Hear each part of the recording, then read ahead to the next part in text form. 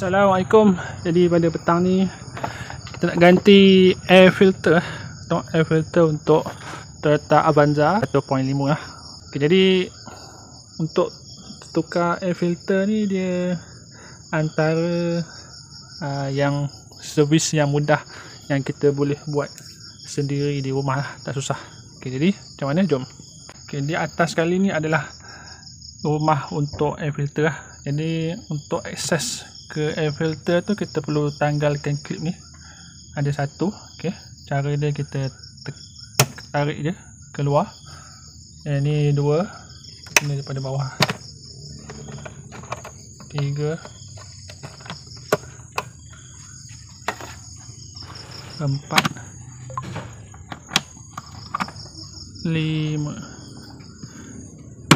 Okay, dah siap. Kita tanggalkan ke 5 klip rumah air filter ni. Kita cabut je, kita angkat je. Okay, angkat, letak tepi. Jadi ni kita punya air filter. Kalau tengok dah kotor lah. Jadi kita akan bandingkan dengan air filter yang baru. Okay, jadi ni ada air filter yang baru. Kita tengok bersih dan putih. Okay, ni air filter yang lama. Jadi nak cabut dia senang je. Pegang je ni, bawa dia keluar. Okey. Dan kita masukkan yang baru. Dengan bahagian tebal ni dia berada di bawah. Kita letak je kat atas ni. Okey, siap. Senang.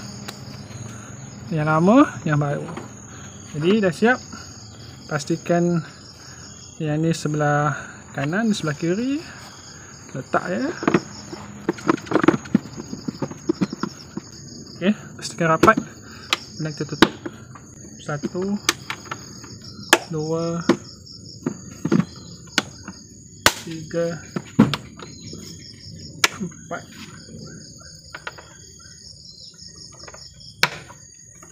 5. Okey, siap.